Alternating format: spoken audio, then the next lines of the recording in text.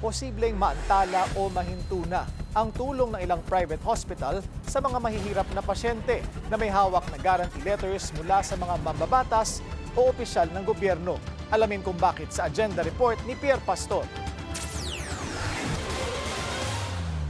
Napakinabangan na ni Joanna Negru ang paggamit ng guarantee letter para sa kanyang hyperthyroidism. Naubos po yung funds ko sa HMO, nag-limit na ako. Tapos meron pa akong mga laboratory na kailangan gawin. Naghahawak noon, Congresswoman ng Marikina, District 2.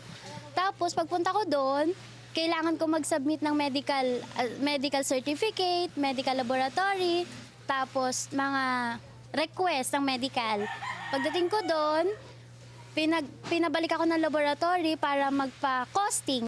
Pagbalik ko ng naghahawak ng MAIP, binigyan na nila akong guarantee letter. Nakalagay doon, wala na akong babayaran. Pero sa Batangas, nagbabanta ang ilang mga private hospital na lilimitahan kung hindi man ihihinto ang pagtanggap ng mga guarantee letter mula sa indigent patients dahil hindi pa sila nababayaran ng Center for Health Development ng DOH. Sa ilalim ng medical assistance for indigent and financially incapacitated patients ng gobyerno, tumatanggap ng guarantee letters ang mga ospital para agarang magamot ang mga pasyenteng walang kakayahang magbayad. Inpatient o outpatient man, kasama rito ang emergency services at mga gamot. Sasagutin muna ng ospital ang mga gastusin pero i-reimburse sila ng DOH. Pero ayon sa Private Hospital Association of the Philippines Inc.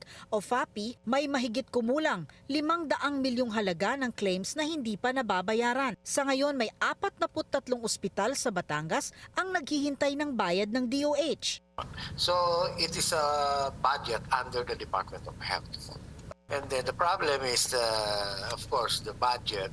Supposedly is part of the GAA, yung General Appropriations Act na bibigay sa Department of Health.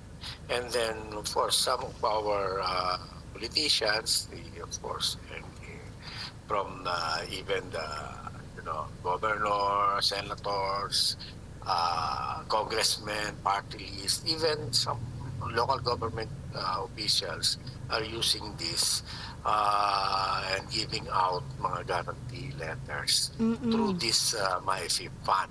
Noong nakaraang taon ay hindi naman daw nahihirapan sa pagbabayad ng DOH. Pinaiimbestigahan na ni TGP Party List Representative Jose Teves Jr. sa Kamara ang pagtanggi ng mga private hospital na tumanggap ng guarantee letters. Maging si Senador Bongo, nagpahayag na rin ng pagkabahala tungkol sa issue. Nauunawaan daw niya ang sitwasyon ng mga ospital at umaapila siya sa DOH na isettle na kaagad ang mga bayarin sa private hospitals. Ayon pa kay Senador Bongo, dapat magpaliwanag ang DOH kung ano ang sanhi ng delay ng pagbabayad. Saan daw ba galing ang problema? Sa DBM ba o sa DOH mismo? At ipinaalala ng senador na hindi dapat naaantala ang pagbibigay ng serbisyong medikal dahil posibleng buhay ang kapalit nito. Sa isang pahayag, sinabi ng DOH na ongoing ang pagbabayad ng ahensya sa mga ospital. Binigyang diin din ng DOH na naitaas na ang halaga ng PhilHealth payments sa mga ospital, maging ang patient claims. Kaya hinihikayat ng DOH ang paggamit ng PhilHealth kung saan hindi na mangangailangan ng guarantee letters. Professional assessment ng social worker lang ang kakailanganin dito at gaya daw sa bansang Singapore, sa DOH hospitals hindi gagamit ng GL. Nakausap na raw ni Dr. Degrano si Health Secretary Ted Herbosa at nangako ito na tutulong para maresolba ang problema.